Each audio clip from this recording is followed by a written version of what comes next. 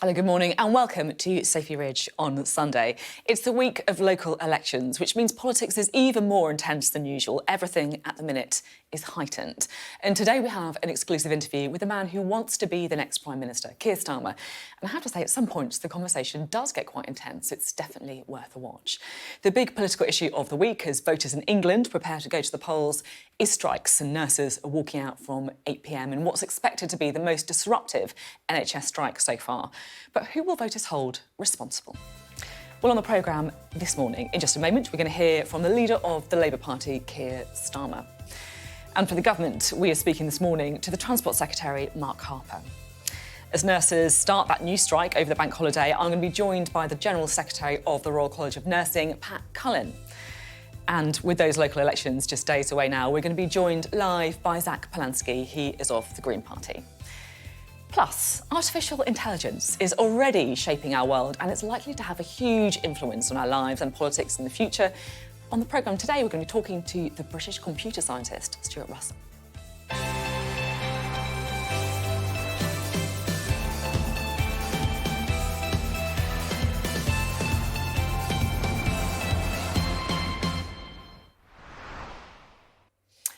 Hello, good morning. Well, today we are going to be starting by hearing from Sir Keir Starmer, the leader of the Labour Party. Now, general election is potentially just a year or so away when the Labour leader will be hoping he can turn the very solid poll leads of recent months into a House of Commons majority. But there is still a long way to go and the local elections are a really important test.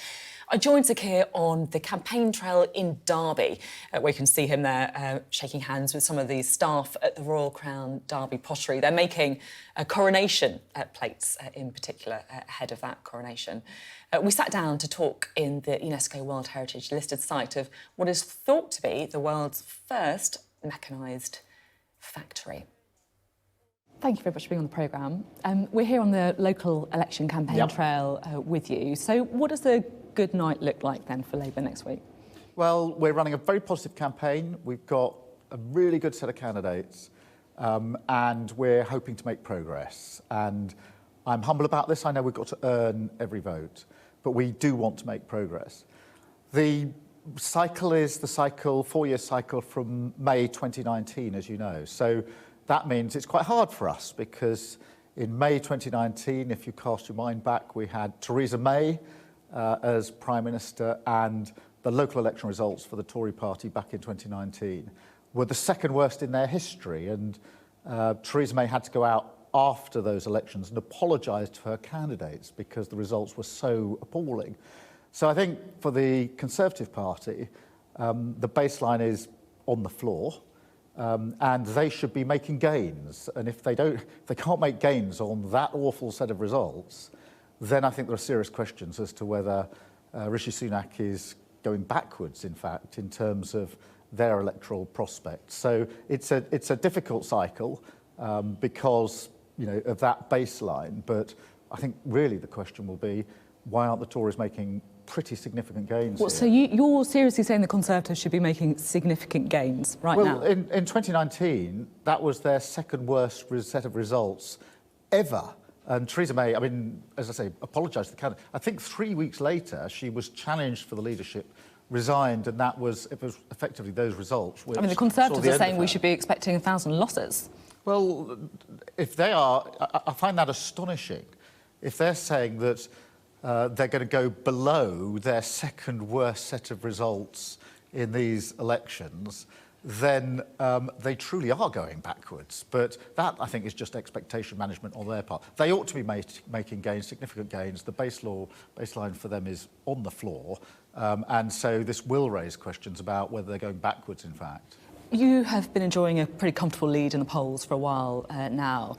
It's starting to narrow a little bit, though, isn't it? Are you worried about the trajectory? Well, I've set my stall out in 2020 when I became leader of the Labour Party, picked us up from the worst general election results since 1935 and said we must take ourselves from there into a Labour government, so looking at that. And the question I ask myself is, are we making progress on that trajectory? And then the answer to that is yes, we've changed the party. But the polls are narrowing, so that's my question, I guess. Are you still making progress? Yes, I mean, the polls that we saw in the autumn of last year, in the middle of the mini-budget, were never going to last. I think everybody accepted that.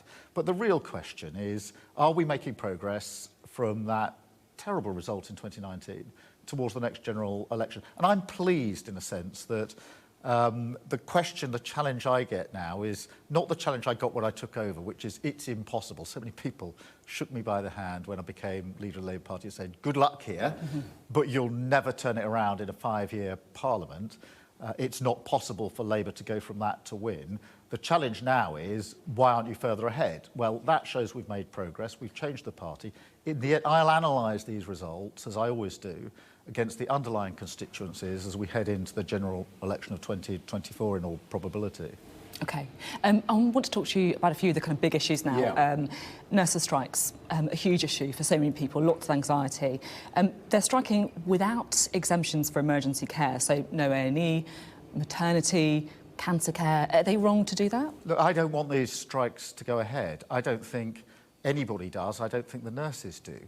But I do think the government has made a complete mess of the negotiations. But the question is, should nurses be striking without exemptions for emergency care? Well, I don't want to see the strikes go ahead. So they're wrong to do that, is that what you're saying? I don't want to see the strikes go ahead, but the way to avoid strikes... But the exemptions, that's what I'm asking about specifically. The way to avoid strikes is to get in the room with the nurses and to resolve these issues. Now, if you remember, before Christmas, the RCN said to the government, if you get into the room with us and negotiate about pay, we won't go on strike at all. But they have been in the room. They've got an offer that they put to the members. The government then sat it out for week after week after week, and they caused a situation now where we're in a real mess. And the government needs to learn that lesson, get in the room, negotiate this, compromise and get on with it. And, you know, nobody wants to see strikes in nursing, in hospitals, in railway or anywhere else. I can quite understand the pressures bearing down on nurses and doctors and those who work on the railways, because wages have been stagnant for over a decade, living standards haven't gone up, and bills have gone up everywhere because there's an underlying structural problem here, which is that we haven't grown the economy. The economy has had no effective growth for 13 years. That is an utter failure of this government. That is the heart of these strikes, the cost of living crisis. Of course, we've had Ukraine, of course, we've had COVID, but our country is faring worse than other countries, and there's a reason for that, and it's the 13 years of failure. I'm still slightly unclear, if I'm honest, about whether or not you think it is acceptable for nurses to strike without exemptions. At PM Keys last week, you said either the Prime Minister doesn't use the same public services as the rest of us, or he simply can't see the damage. What do you mean that he doesn't use the same public services as the rest of us? I think if the Prime Minister or other Tories saw firsthand the way our NHS is operating, they would better understand just how damaged it is. So what do you mean by that, though? Are you basically saying he's too wealthy to use public services in the same way as others? Is that what you're trying to say? I'm saying he's out of touch, that he doesn't know what's happening in the everyday lives of very many millions of people. You're saying he doesn't use the same public services. What do you mean? Well, I mean he's out of touch. Talk to anybody who's trying to get an appointment with a GP, that 8 o'clock call. They know how hard it is. They know the health service is broken. Anybody on a waiting list, anybody actually going into A&E.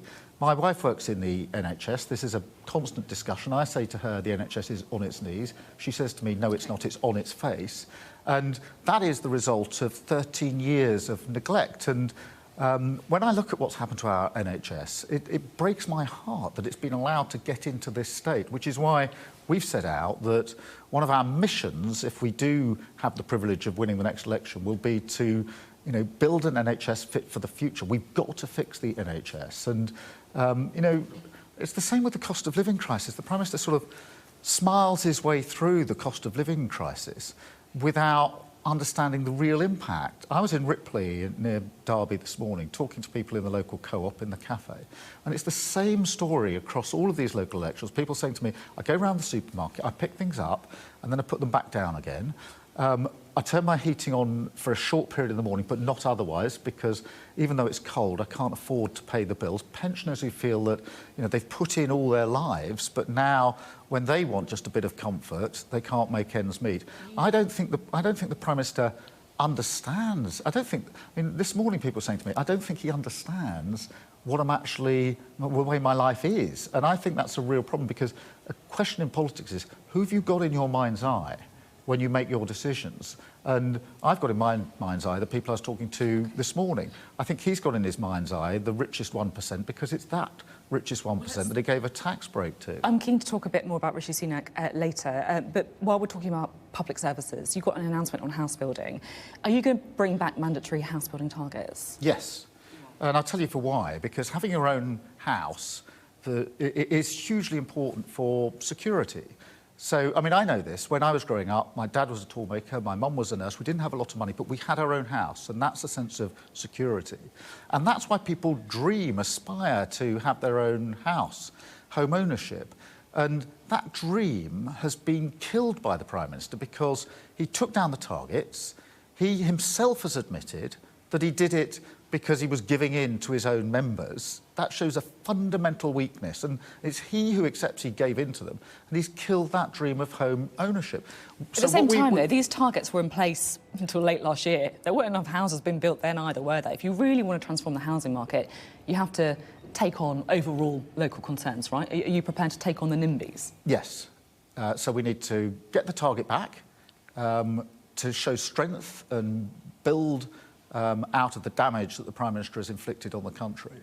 But we also need, I think, to take on the planning laws, make sure that local authorities have greater power to decide where the housing will be in their patch, and to ensure that we have the vehicles for delivery. You know, housing and development corporations that are actually a vehicle to delivery. So, yes, we would have the ambition to do that. But at the moment, I can't emphasise enough, this is, I was up in Preston yesterday with Barrett's, and they were saying the market for first-time buyers has just gone through the roof. It's fallen away as a joint result of the kamikaze mini-budget, which sent mortgages and mortgage deals through the roof, so it's now unaffordable, and the taking down of targets, which means less housing, less affordable housing, so people are out of reach, and they are then forced to continue in high rent, rental accommodation, which is far too high. And generation rent in a sense is being held in a headlock by this government. Now, normally in interviews for this programme, I try and kind of look forward, but I just want to go back to something, if I may, because I think it's quite important. And if I'm being honest, I don't feel like you've been properly kind of questions about it. So at the beginning of April, Labour published an attack ad which had a picture of Rishi Sunak, and it said, "Do you think adults convicted of sexually assaulting children should go to prison? Rishi Sunak doesn't." Now, you've since said that you stand by every word of that, right? Yes. So do you, Keir Starmer, believe that Rishi Sunak thinks that paedophiles should not go to jail? Is that what you're saying? The figures speak for themselves. No, I'm not talking about the figures, because we're talking about what it says here in the ad. Do you think adults convicted of sexually assaulting children should go to prison? Rishi Sunak doesn't. Yeah. Is that what you think? I think if he did think they should go to prison, he'd do something about it. So you don't think he thinks paedophiles should go to prison? Is that what you're seriously saying? I stand by the advert. So that's what the advert says? Is that what you're seriously saying? Yes. I think that as Prime Minister, you take responsibility for what happens in your criminal justice system. He's not taking responsibility for it. And this idea that somehow you can ship in a new Prime Minister, we've had 5 of them now in the last 13 years, and that somehow he doesn't bear responsibility. They have broken our criminal justice system. So it is unforgivable what they've done to our criminal justice system. Do you take personal responsibility then for every child abuser who escaped prison while you were Director of Public Prosecutions? I take full responsibility for every decision of the Crown Prosecution Service. Service when I was Director of Public And does that mean then you don't think that paedophiles should go to jail, or you don't think rapists should go to jail? Full responsibility. Is that what you're saying? I'll tell you how that worked when I was Director of Public Prosecutions. It meant that when we succeeded in some very important prosecutions, as we did, there was an attempt to bring down 7 planes across the Atlantic at the same time, a massive terrorist operation. We prosecuted that successfully, got awards for that, and I took the credit for that on behalf of the organisation. Where we got it wrong, I carried the can. And what that meant to me, carrying the can, was identifying what the problem was and what we needed to fix it. So when I carried the can, I looked at the problem, I analysed what had gone wrong, rolled up my sleeves and fixed it. But and if we had more of that then, from the government, then we would have a completely different system. You're accepting then that things went wrong under your watch, right? And I'm not going to get into what they were because I don't want to engage in it, if I'm being completely honest. But that doesn't mean that you don't think that rapists should go to jail, does it? It means that you just take responsibility for it. That's what you're saying in this ad. Well, you know, the question in a sense has to be put to the Prime Minister, which is, if he contests this, why is he not doing something about it and fixing the situation? But which is the approach I took.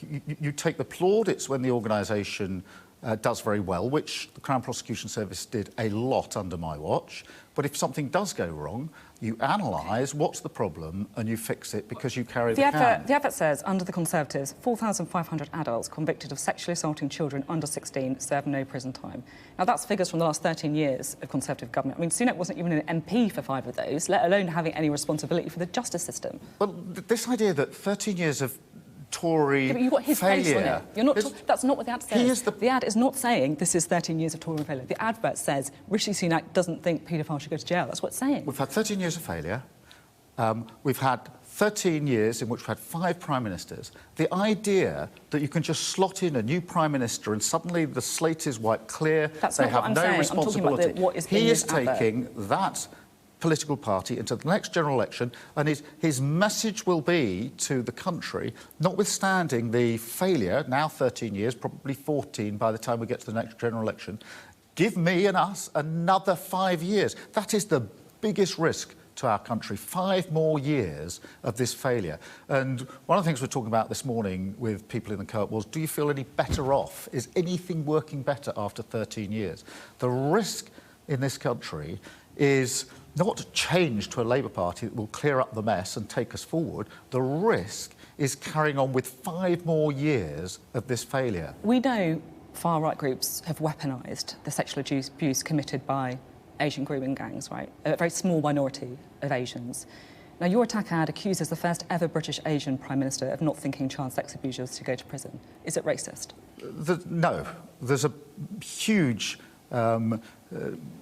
under-analysis of the figures here, and I looked at this when I was Director of Public Prosecutions. The vast majority of child sexual offences are not by people of Asian origin or anything else or absolutely. background. So it's not a racist advert then? No, it's not. Of course it's not. OK. Now, I'm keen to move on to talk about other things as well. Richard Sharp has resigned as the chairman of the BBC. This crisis in part caused because some people feel that the government is effectively trying to get an ally into that job. Do you think that that power to appoint people to these kind of roles should be taken out of government hands? Yes. I think it would be far better if it was an independent process. And what you've got is yet another example of contact with those at the top of the Tory party leading to this sort of outcome. This resignation is only the latest of a series of issues like this where there's been that contamination at the top of the Tory party. So, yes, we need to do something about it. It has done damage to the BBC. So we need to do something. It's done damage to its impartiality. It's certainly done damage to the reputation of the BBC. So we would have an independent process, look at what that process looks like, to ensure that those sorts of mistakes can't be, those sorts of associations wouldn't be possible under a Labour government. But we also need to clean up politics because, you know, we've had issue after issue where there's sleaze, there's suggestions of contracts being awarded to people who know each other in the Conservative Party. We've got to end that sort of politics. I'm interested as well in you said that it's done damage to the reputation of the BBC. I'm interested in your wider view of the UK media as well.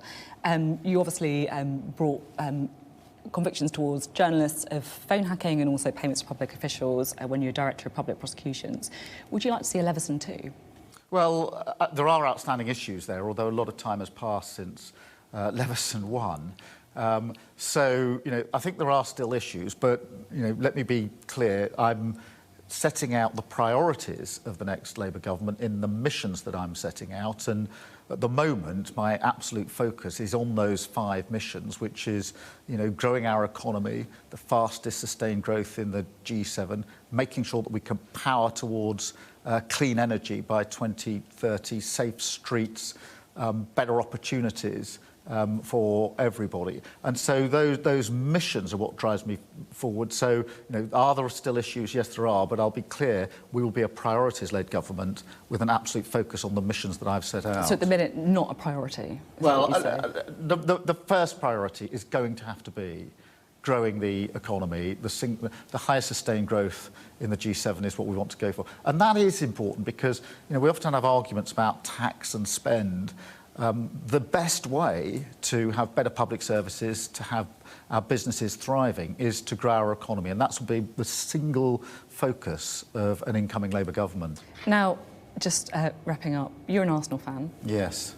What's more likely, Arsenal winning the Premier League or you winning the election? Oh, us winning the election. More likely than Arsenal? I think, having gone through what we went through in the game with Man City the other night, then I'm afraid, for this year, it's over for Arsenal, but it's a brilliant squad for the future. So you're not going to choke with a big lead then? Well, look, there's a lesson there because at the beginning of every season, people confidently predict who's going to win the league. In the end, it comes to April before it really is decided. There's a lesson in there for politics. We've got to fight all the way into the next election, got to fight like we're 5 points behind, and we've got to make our positive case for the electorate. Thank you very much. Thank you. Apologies to any Arsenal fans. I am allowed to say, make a joke about choking with a big lead as a Sheffield Wednesday fan, if you have any idea about what's happening in League One.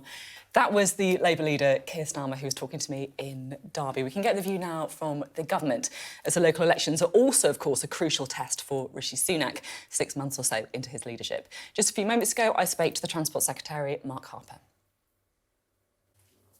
Thank you very much for being on the programme this morning. We just heard from Keir Starmer in the interview. I asked him if he really believes that Rishi Sunak doesn't think paedophiles should go to prison, as in the attack ad that Labour put out. And he says, yes. What's your reaction to that? Well, first of all, I think people listening to that will think that's nonsense. You judge people, I think, in politics by what they do. People will remember it wasn't that long ago that the Prime Minister set up a task force specifically to deal with one aspect of that issue, which is to deal with grooming gangs, which is a subject that Labour doesn't even want to talk about. So I think if people judge the Prime Minister by his actions, they'll see that the substance of that ad was nonsense. I think the second aspect is I think politics also ought to be focused on, what people actually do and the policies they set out. And I think personal attacks are not very helpful. Many politicians, particularly female politicians, have to put up with a lot of abuse, online abuse, and I think all people in leadership positions should be trying to conduct politics, with a slightly different tone. So I think it's a very disappointing approach from him, but I don't actually think the public will buy it, actually. And I guess Keir Starmer's argument is that, look, it's right to focus on the number of people who have been let off for some of these really serious crimes and the Conservatives' record on crime over the last 13 years. Well, look, it's fair to focus on policy, but that isn't what they're doing in the attack ads. And actually, we've got very tough laws on those serious offences, but in the end, sentences are set by judges.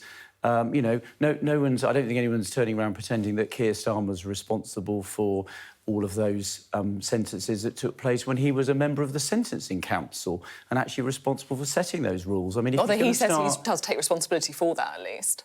Well, yeah, he might say that, but the fact is, if he's going to apply his own argument, then he has to say that he's guilty of the same things as he's accusing the Prime Minister of.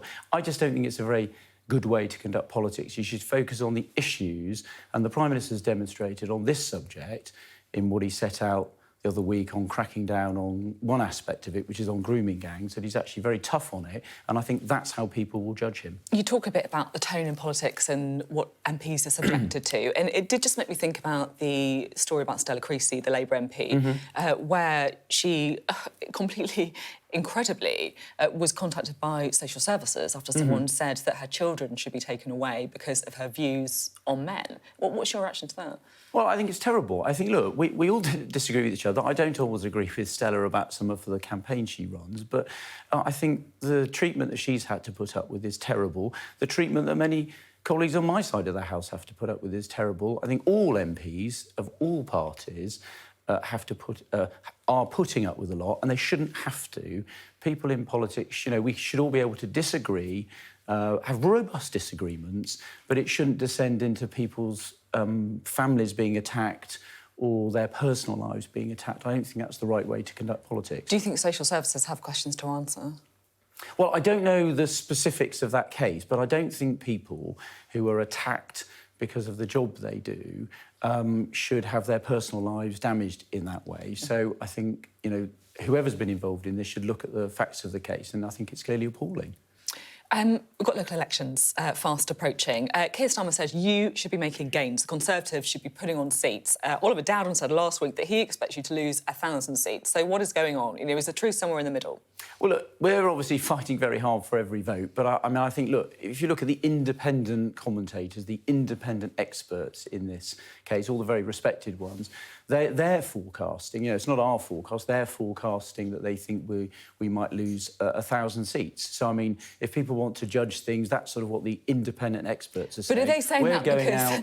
We're going out campaigning for every vote. Are they saying that because of how bad the situation is for your party? I mean, you last fought these seats in 2019 when Theresa May, as Keir Starmer says, apologised, a few weeks later resigned, and that was the end of her. I mean, that's the baseline, and you're saying you're going to go backwards. Well, no, we're not saying that. Look, we're not... Well, you are saying that, aren't you? We're not commentators, we're participants in this process. We're going out, making our arguments very strongly.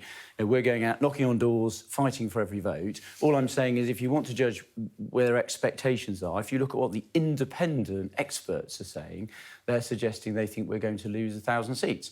Because it's tough at the moment. Look, we acknowledge it's tough on people. There's a war going on in Europe. We're recovering from the pandemic. Inflation is high. That is putting people's finances under pressure. And so it's difficult at the moment. We've obviously got a very clear plan, and one of our clear range of the 5 priorities the Prime Minister set out is to halve inflation, to grow the economy and to cut debt. I think if we can deliver on that this year, things will look much more promising. But, it is tough at the moment. I think it's very sensible to acknowledge that. But, look, independent experts have made their forecast. I mean, they say I just want to pick up on that, because they're not saying that that's definitely going to happen, 1,000 seats. It's just in the range of possibilities, right? Well, that's their forecast. Look, it's not their forecast, is it? They're saying that it could be as bad as this. They're suggesting that that's what might happen. Look, what might happen, not what will happen. So I think it is important to qualify that. In the end, politicians You can't just cherry-pick the worst-case scenario. No. I'm just saying that seems to be where they're sort of saying is a sort of expectation. Politicians, though, I think sensible not to get into the forecasting game. We're about trying to persuade every single person listening to this programme that they should vote Conservative, because Conservative councils, as ever, deliver better services at lower cost than Labour and Liberal Democrat councils. So that's why people should vote for their Conservative council candidates. Nurses go on strike from 8 p.m. We're going to be speaking to Pat Cullen of the Royal College of Nurses shortly. What's your message to her? Well, look, of the pay offer that was offered to NHS staff, which we think was a fair and reasonable pay offer, some of the largest unions in the NHS, their members have accepted that pay deal. And obviously the Health Secretary is going to wait formally until Tuesday, when the NHS Staff Council, which brings together all of those unions, formally reports back to him.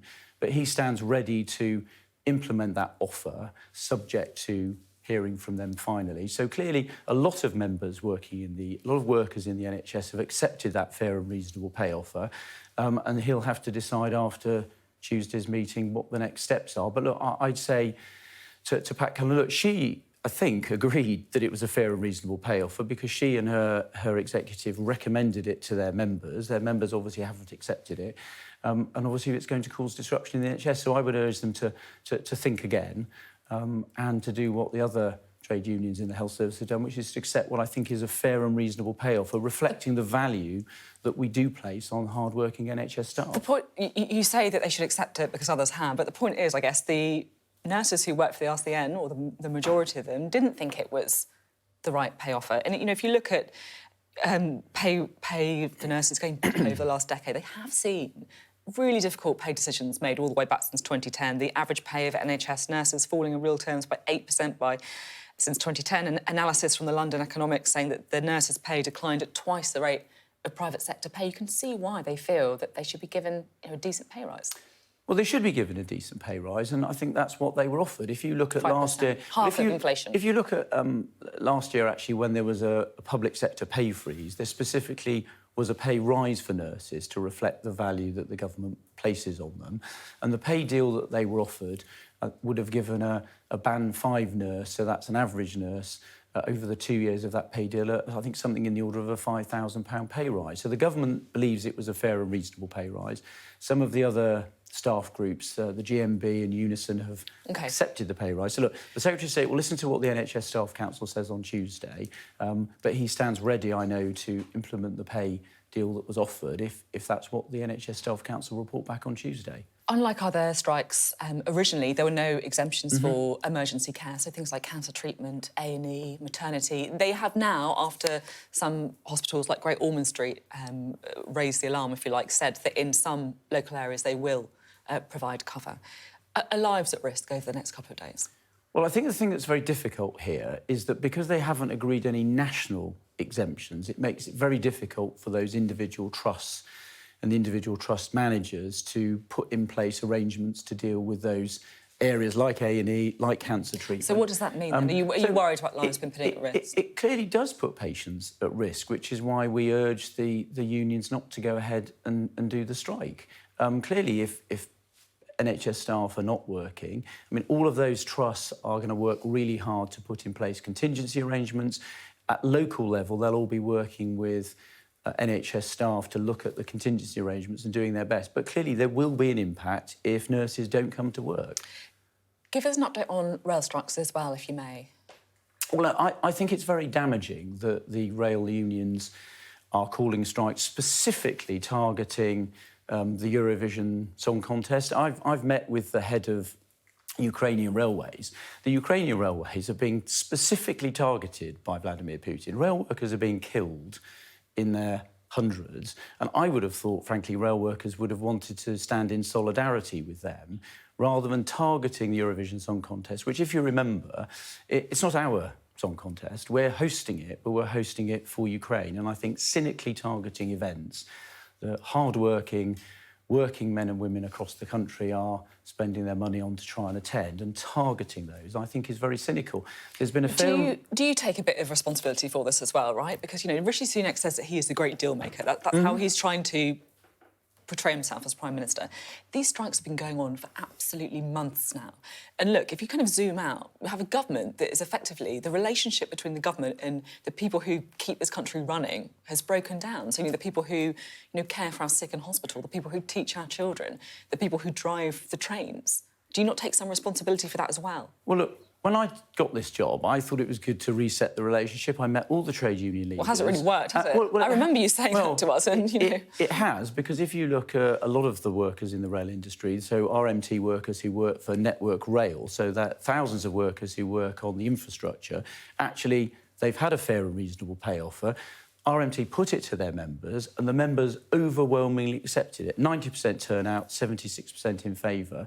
What's happening here is that the RMT executive isn't putting the third pay offer that they've had from the train operating companies. They're refusing to put it to their members. Now, my view is if they put it to their members, if you look at what they did on the Network Rail pay deal, I think their members would accept it. So my call to the union executive, this is not aimed at the hard-working men and women who work on the railway. Their executive should put what is a fair and reasonable pay offer. It's very similar to the Network Rail. Put it to their members, let them decide and not target the Eurovision Song Contest and the FA Cup final, hitting hard-working men and women up and down the country. In this long-running dispute, I'm talking about the railways, I'm talking about the schools, I'm talking about the hospitals, is there something that you think, in retrospect, the government should have done differently? Well, look, I think the government's having to deal with two very difficult things here. What we're trying to do... I'm not asking about what you have to deal with. What should you have done differently? Like, looking back and being honest, what should the government have done differently? Well, I think if you look at the fact that... Take the NHS, which you were talking about. If you take the fact that actually the biggest trade unions and their members have accepted... So you haven't done anything wrong at all in the last, you know... No, I'm not saying that. Months a year. I'm saying nothing wrong. If you look at the overall... Look, we can all go back and look at individual things, but if you look at the overall... Go on, then, that's what I'm asking you to do. If you look at the overall position, we've made fair and reasonable pay offers. They've been accepted now by some of the biggest NHS unions, and Network Rail staff have settled. So you can't name a single thing the government's done wrong? I mean, don't you think that's part of the problem? No, but I don't... It's not very humble, is it? When you're like... These are people who are, like, on low-paid jobs, many of them, working really hard, And you can't say a single thing the government's done wrong. Well, I don't think it's very helpful to just go back over the history and think, what could we have done differently? I'm focused on what we're doing going forward. I think, and by the way, on train drivers, they're actually pretty well paid, actually. The average salary of a train driver is £60,000 a year. I said many of the people who are going on strike, and I'm talking about nurses, I'm talking about ambulance drivers, but of the ones I'm people. responsible for, train drivers get £60,000 a year. The pay deal they've been offered... It's very easy to pick, like, the one group who you feel the like... pay deal they've been offered would take their average salary to nearly £65,000, and they won't even put that pay offer to their members. And so my argument is... What's the average salary of nurses, then? It's not 60,000 a year, is it? No, it isn't, and I wasn't pretending it was. But we've made a fair and reasonable pay offer to NHS staff, which has been accepted by the largest health unions, the members of the largest health unions. And as I said, the Secretary of State will get their formal feedback on Tuesday. OK. We had the last flight out of Sudan. The ceasefire is coming to an end. What will happen to British nationals who may still be in the country? The evacuation that we've conducted is the longest and largest evacuation of any Western nation. We've taken out, I think, 1,888 British nationals, which I think is a testimony to the hard work of both those on the ground who've put themselves at risk and also those working at HQ to get that evacuation in place. We've now got some staff based at Port Sudan, which is where we're going to continue providing consular support for British nationals that have chosen to remain in the country. But we were very clear with our messaging about the need to get people out while the ceasefire was in place. You'll have seen there was an attack on a Turkish aircraft a couple of days ago, demonstrating that that evacuation was not without risk, and we therefore can't stay there indefinitely. But we were clear with British citizens about the need to get to the airfield to evacuate. And I say we've taken out 1,888 British nationals and their dependents, which I think is, as a testimony to a very successful evacuation effort. And we will continue providing consular support from Port Sudan. There's a couple of other things I was just keen to get your reflections on. Of course, there's been a lot of scrutiny about the BBC chairman who stood down this week, who resigned. Should that appointment now be taken out of government hands?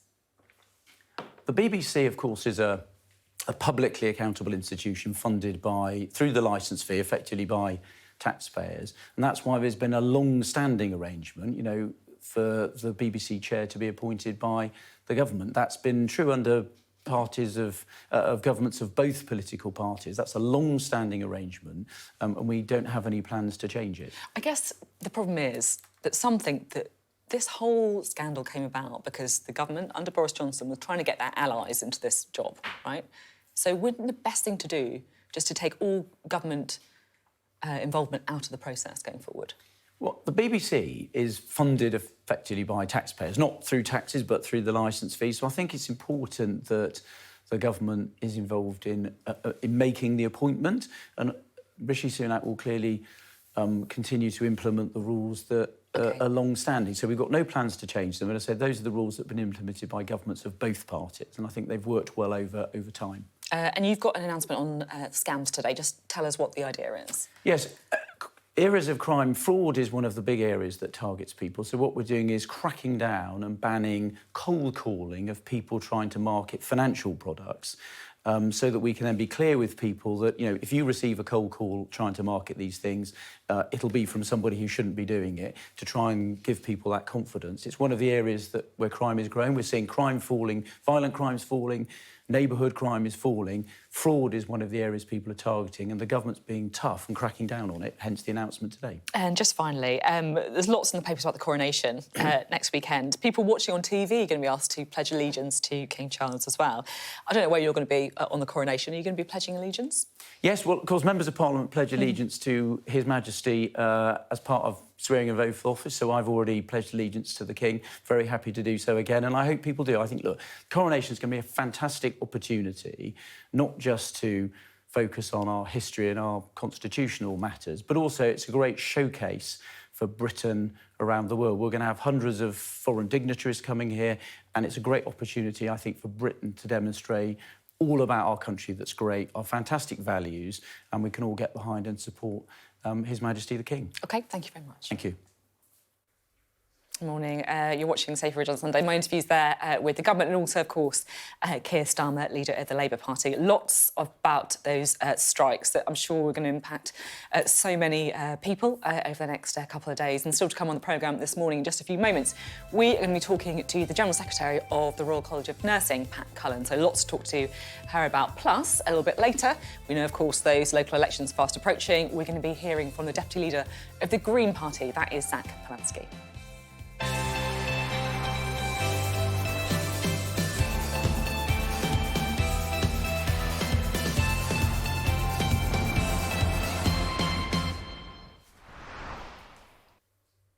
Well, the Royal College of Nursing is holding a fresh strike today, but without the exemptions that had previously been in place for emergency, cancer and other types of care.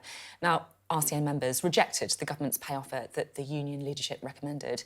And unions in the health service are now split. Some have rejected, some have accepted, and a majority decision is going to be made on Tuesday. So a really, really important week ahead. We can talk now to the General Secretary of the Royal College of Nursing, Pat Cullen. Great to have you on the show this morning. I'm sure this is going to be the kind of number one priority for so many of our viewers this morning.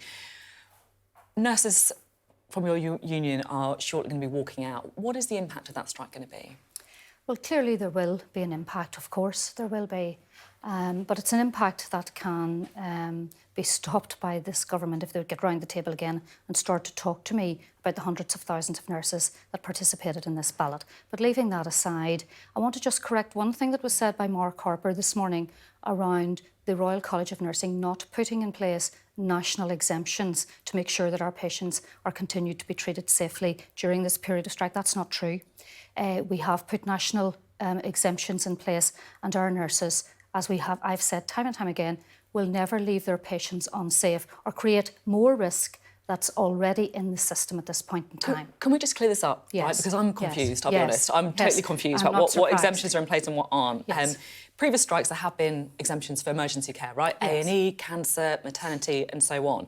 My understanding was that some hospitals will get exemptions, Great Ormond Street, for example, who have raised concerns about staffing levels, but not all. So what is the truth? What's going on? There are national exemptions in place for a range of services, for emergency departments, for intensive care units, for neonatal units, paediatric intensive care units, those really acute urgent services. We have put national exemptions in place. We've worked tirelessly with NHS England. In fact, it was the Royal College of Nursing contacted NHS England to ask for a process to be put in place so that we could make sure that this strike was safe for our patients. Because that's not what I thought, right? So what's gone on there? Has it changed or...?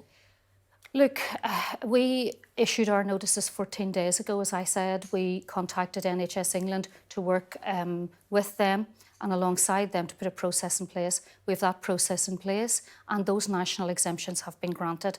Right up until last night, we were working on those. Okay. And right throughout the period of strike, we will continue to have an incident room within the Royal College of Nursing, headed up by a very senior chief nurse, that will ensure that any exemptions that are requested during that time are considered carefully and on the clinical basis that they deserve.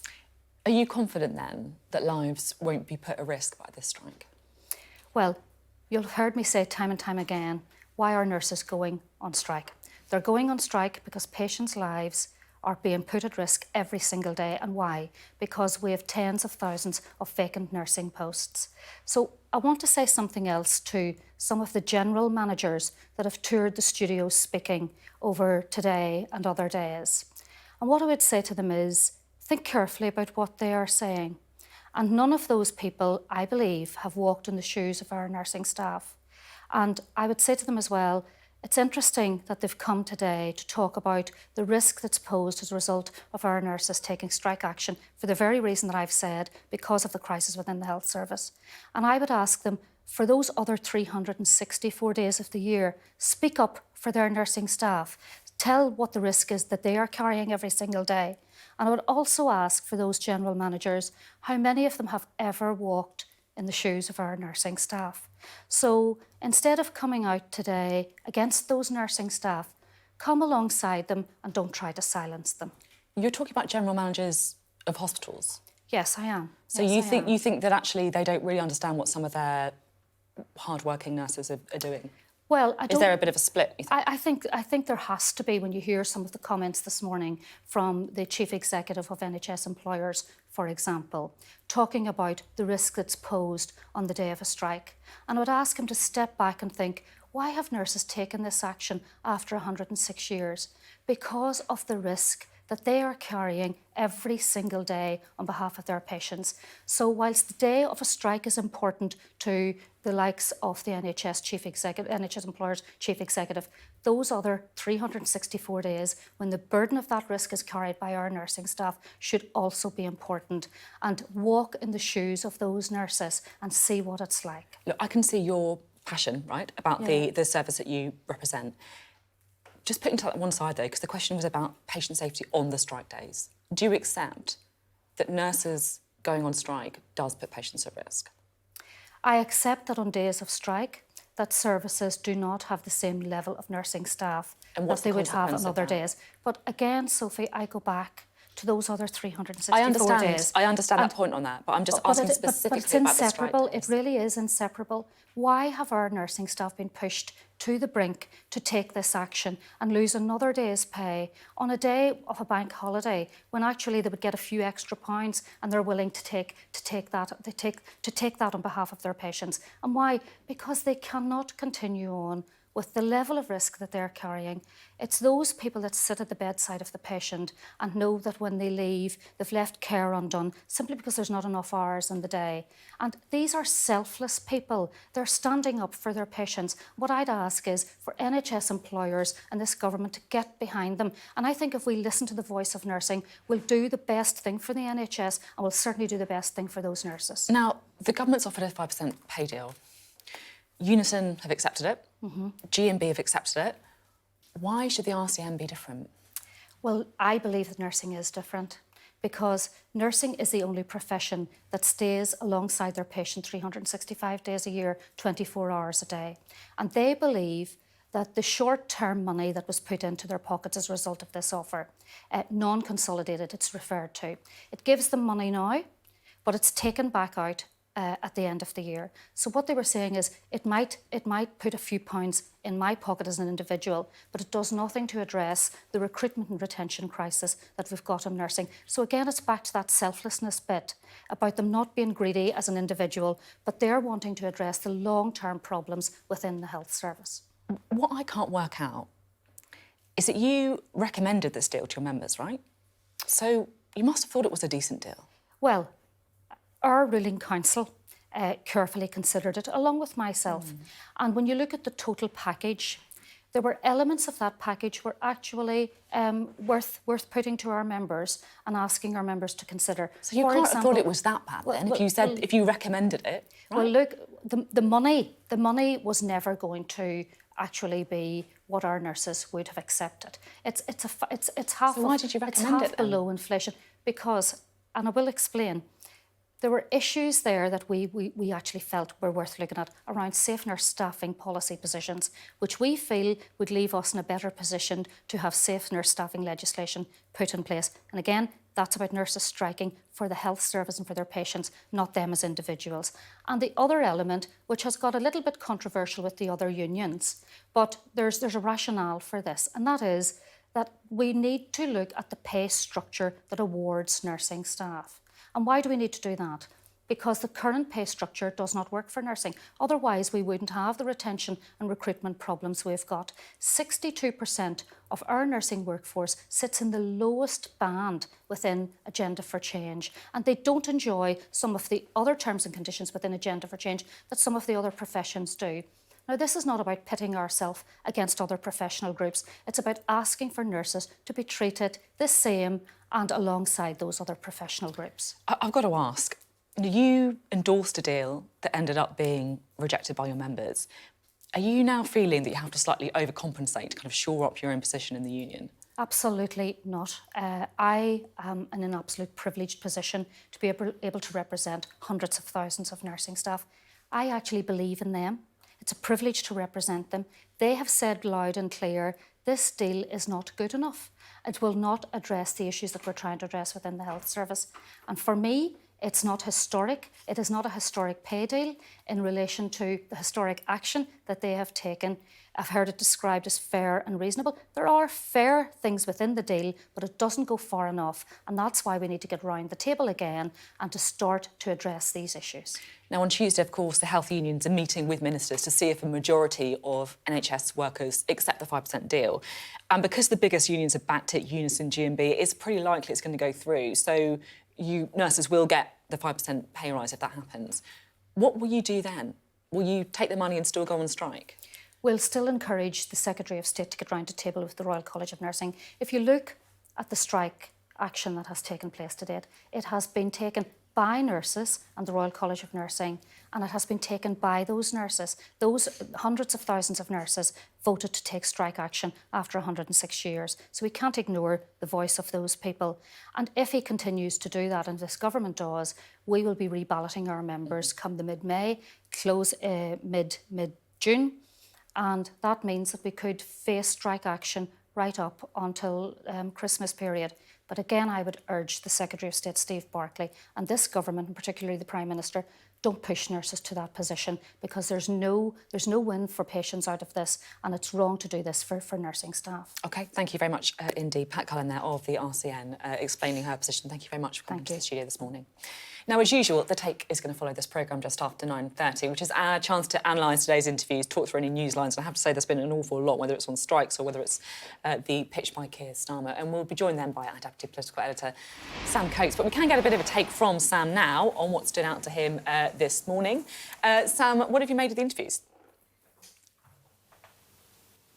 Last big interview by Keir Starmer before the local elections on Thursday. And I thought the exchanges will actually live on, particularly those exchanges about the attack ad. Not for the reason that the government spokesman, Mark Harper, said. He said he regretted that Keir Starmer had gone low. This from the party whose Prime Minister was using the phrase "Sir Softy." So I think the public will accept politicians do actually go personal quite regularly. No, I thought it was interesting because Labour strategists think that those attack ads, particularly the one attacking Rishi Sunak for failing to jail rapists, have been very important in this campaign because it's allowed them to talk about what they say they want to talk about. And I think you saw over the course of that interview, actually, for me, it was quite interesting the way that Keir Starmer was able to use the space created by the conversation about the attack ads to get quite a lot of his points across. I thought that he was quite reasonable in his tone. He stood by those adverts and he got the points about the Conservative record over successive Prime Ministers across. But I think there's a problem. In the interview, Keir Starmer made clear that he, in the same way, took responsibility for everything he did as the head of the Director of Public Prosecutions. He said he was there learning lessons when there were failures. And the problem is there were some failures when he ran the DPP. Could the Tories now use that exchange to throw back at him some of the decisions he made in his last job? Really interesting, Sam. I think that does perhaps open that up, and it's difficult, as you say, for Labour to really say that much about it as a result. Sam Coates there. Now, as we've been saying a lot on the programme, there's now just 4 days until a crucial set of local elections across England. It's a big test for the main party leaders, but also for the smaller parties too, who tend to often do quite well at local level, including the Green Party, which is hoping it can take overall control of a council for the first time. But we're joined now by the Deputy Leader of the Green Party, Zack Polanski. Thank you for being with us. Thanks for having me. So we've got local elections fast approaching. Where are your sort of main targets? What's a good night look like? Well, there's literally exciting opportunities for the Green Party everywhere. I've been whizzing around the country for the last few weeks. Mid-Suffolk is obviously the one that I think a lot of people are paying attention to. We could have an outright majority on Mid-Suffolk Council. Just to be clear, that would be the first time in the Northern Hemisphere that the Green Party had an outright majority on a council, so that would be a really big night for us. But also we're looking to extend control. Places where we're already in administration, places like Lancaster, Lewes, Brighton and Hove. But actually there's lots of other councils too. I was on the Wirral yesterday. This week I've been in Bradford, Sheffield, but also quite excited about Worcester, Hertfordshire, Herefordshire, South Tyneside. As you can hear, there's lots of them. You say that the Greens are targeting everywhere, but let's get real. There's some, and you've rattled off a few of them, where you've got a real chance of breaking through. Others where, let's be honest, it's going to be a bit of an uphill struggle. In those areas, do you think that Green supporters should vote tactically? I think what's really clear is when people see Green councillors, they want more Green councillors. So, But that's not the question, though. No, absolutely. Should they vote tactically, do you think? Well, no, I think I would always say if there is a Green Party politician on the ballot paper, then vote for a Green, because a vote for a Green is a vote for someone in your community. We don't necessarily have professional politicians. We have doctors, nurses, cleaners, people who are in their communities who have got involved with politics because they want to tackle both the climate crisis and the cost of living crisis. And on Thursday, by voting Green, that's an opportunity to have a real community representative. In the local election week, everyone's getting their expectation management game in, right? So we had Mark Harper saying, look, the Conservatives, we're going to lose around 1,000 seats. Then you had Keir Starmer saying, no, they should be making gains, they shouldn't lose any seats. Where's the truth? There is a lot of expectation management going on watching those interviews. So in 2019, the Green Party had our best results ever. And then it's only ever got better since then. So this should technically be a tough election for us because for the very first time, we're defending that big surge of seats we had. But actually, not only do we expect to hold those seats, we're looking to gain even 100 more. So you can call this expectation management, but actually I'm really hopeful and excited for the Green Party's chances. Right, let's talk about policy a little bit, shall we? Earlier this year, you stepped back from an outright rejection of NATO. Now, NATO is obviously a nuclear alliance. What's the Green Party position on nuclear weapons then? Well, we're not keen on nuclear weapons at all, and I think that shouldn't be a contentious thing to say. I think very often in politics, it's kind of driven at politicians to ask, would you hit the nuclear button? I think we need to be really clear how devastating nuclear weapons are. So with NATO, we are still very sceptical, and I think it's fair to say that. We're looking for reforms for NATO. So, for instance, they would say that they would never use nuclear weapons first, that they would put dialogue over military action. And I think all of those things are basic common sense things that would appeal to most people.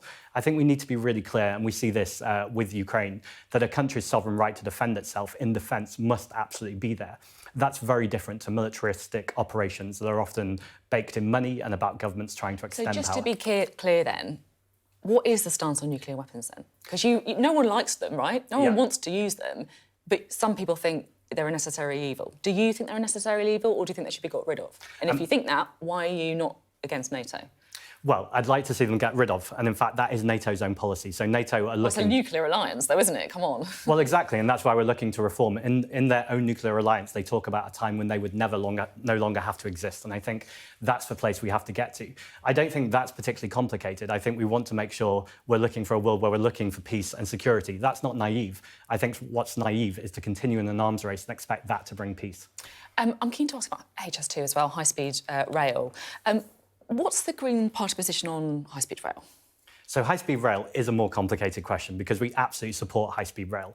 Now, on HS2, on that particular project, I think that risks turning Birmingham into a commuter town for London. There's actually large areas of the north, and particularly in Wales, that don't have any real infrastructure at all.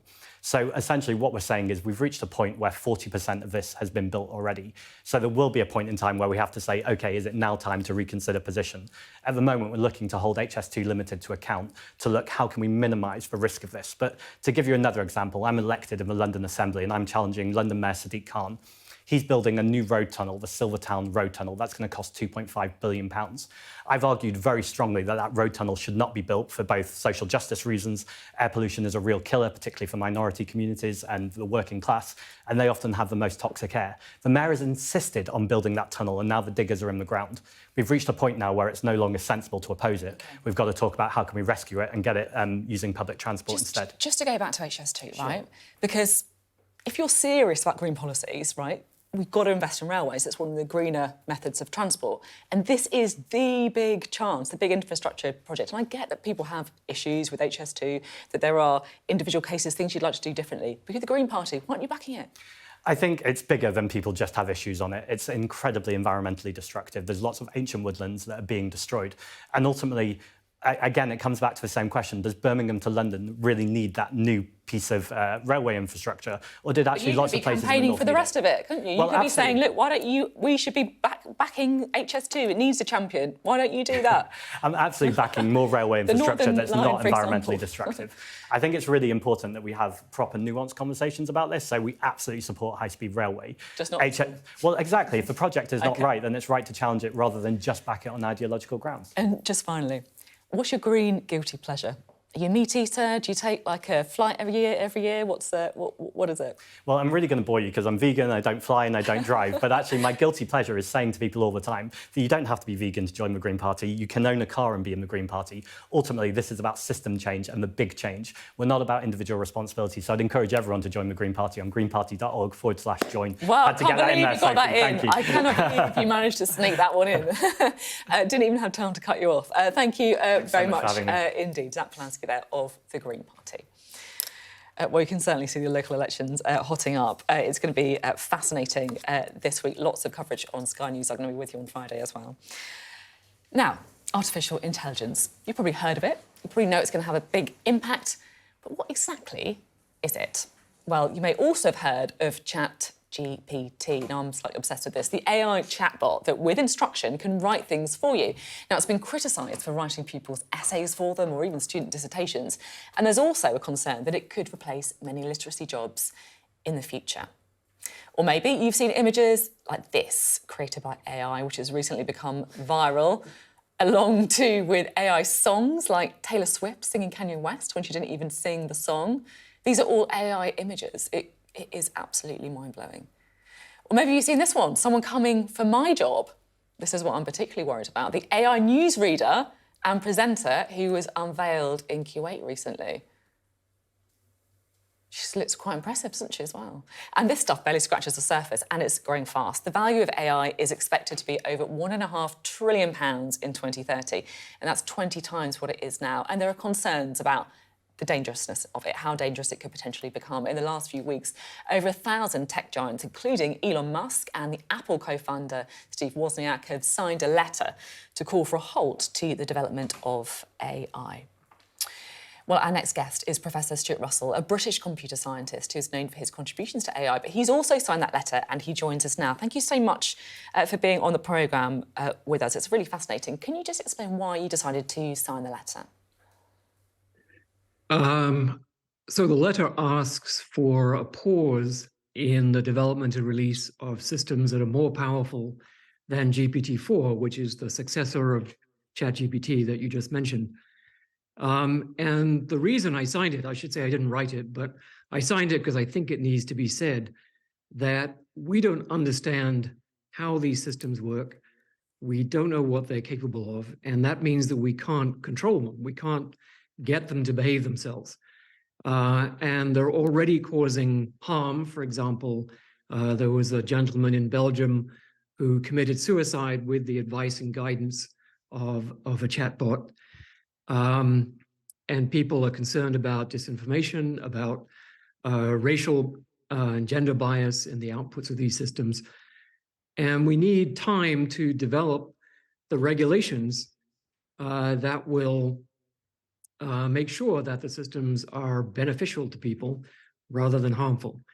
It's extraordinary to listen to you. Sorry, go ahead. Sorry, it's extraordinary to listen to you. It kind of feels like the sort of thing that I read about in science fiction novels, 10 years ago, 20 years ago.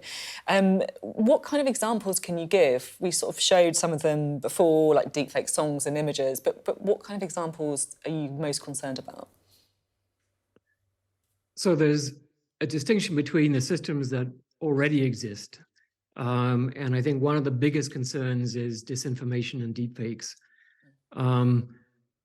We've had disinformation for a long time, right? I mean, propaganda and all that. But the difference here is I can now ask GPT-4 to read all about Sophy Ridge's social media presence, everything Sophy Ridge has ever said or written, all about Sophy Ridge's friends, and then just begin a campaign gradually by adjusting your news feed, maybe occasionally sending some fake news along into your news feed so that you're a little bit less supportive of Ukraine.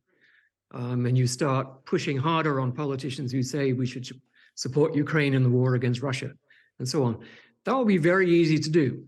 And the really scary thing is that we could do that to 1 million different people before lunch. And so you can have a huge impact with these systems for the worse by manipulating people in ways that they don't even realize is happening.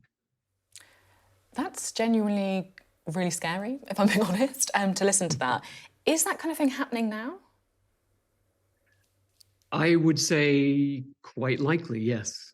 We know in China and Russia and North Korea, large teams of people who pump out disinformation, and we've just given them a power tool. The concern of the letter is really about the next generation of the system. Right now, the systems, I think, have some limitations in their ability to construct complicated plans. For example, if you wanted plan for one company to take over another, that's a really complicated thing, and I don't think these systems can generate those kinds of plans successfully. But quite possible that the next generation or the generation after could start to do that, and then you could see corporations being run by AI systems. You could see military campaigns being organized by AI systems. And in the long run, the concern is quite a simple one, right? If you're building systems that are more powerful than human beings, how do human beings keep power over those systems forever? That's the real concern behind the open letter. Wow, really, really big questions. You're talking about a pause so regulation can catch up, but you're also saying that, look, countries like China and Russia can use this. So in some ways, what's the point of regulation when people are just going to ignore it? So interestingly, China, just after the open letter came out, issued regulations that are much stricter than anything that the European Union is contemplating, or the United States for that matter.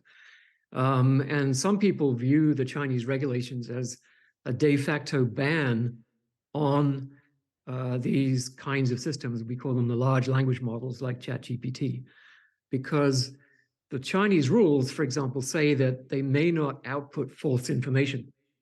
And one of the things we know about these large language models is that they lie through their teeth all the time without even realizing it. They make stuff up, and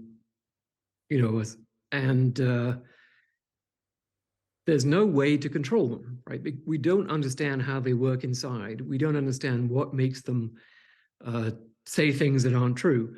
And the only way we have to control them is basically to say, bad dog, right? Bad dog, and hope that by keeping on saying bad dog, they'll learn to behave themselves better. That's not a very reassuring method of control for systems that can affect the lives of millions of people. I guess my concern, though, is I accept that it's really interesting to hear about the regulations in China, but there will always be bad actors, whether that's nations or whether that's individuals. So no matter how much regulation you put in place, can it ever really be safe? I think that's a really good point. And I've been trying to convince governments of the need to start planning ahead for the time when we need to actually change the way our whole digital ecosystem, if you like, the way it works. Because right now, your computer pretty much runs anything that people send to it, unless it knows already that it's malware, right? That it knows that it's a virus because it has a signature that it can recognize. We actually need to flip that around so that your computer won't run anything unless it knows that it's safe. And if we have it working that way, then we can say, okay, AI systems that don't come with a guarantee of safety, the system simply won't run them. That's a big change, but I think it's something that's going to be absolutely necessary in the long run. What does it mean for jobs as well? We were joking about the newsreader. Well, I mean, I was kind of joking about the newsreader. But there are big implications for people's jobs. Yeah, so some studies suggest that these large language models like ChatGPT could affect maybe 300 million jobs in the developed economies. And I think they're also going to have a big impact on all the outsourcing jobs that are helping to create a middle class in lots of other countries around the world.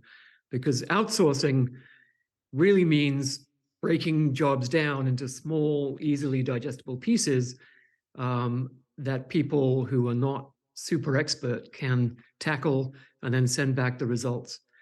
And it's exactly those kinds of tasks that systems like ChatGPT can do very well. They're actually extremely good at writing computer programs, for example. So many programming jobs could be lost. And there's a kind of a mantra going around that you'll hear from a lot of the tech industry, which says, well, we're not going to replace humans, we're going to augment humans. We're going to make them more productive, we're going to give them more time to work on the things that matter. And I think this is just a mythical argument because let's say you're a radiologist, right? And maybe we can get AI systems that take care of 80% of the cases that are just routine. But people are not going to break their legs in more interesting and complicated ways just to keep radiologists in work, right? The obvious consequence is that if radiologists are much more productive, we will need fewer radiologists. And this is going to happen across the board. Societies need time to adjust. And I'm a little bit worried that governments are not really thinking ahead about how those adjustments are going to need to work in our education system, in the structure of our economy. Many governments are thinking, oh, we'll just retrain people to be data scientists and robot engineers. But we only need a few million of those, and there's a few billion people whose livelihoods could be threatened by systems coming in the future. Wow, I mean, you say you're a little bit worried. I'm more than a little bit worried after talking to you, I will be honest. And it's been fascinating to talk. I could talk to you all morning. And I've also been looking at the time where you are as well, 39 minutes past 1 in the morning in California. Yep. So our thanks for taking the time out to talk to us. We really appreciate it. Very nice talking to you, Sophie. Bye-bye. Oh, wow, what a fascinating guest, Stuart Russell, there. Well, that is it for this week's Sophy Ridge on Sunday. In a minute, though, after the break, we're going to be running through today's interviews with our Deputy Political Editor, Sam Coates. So much to talk about this morning. Thank you for joining us.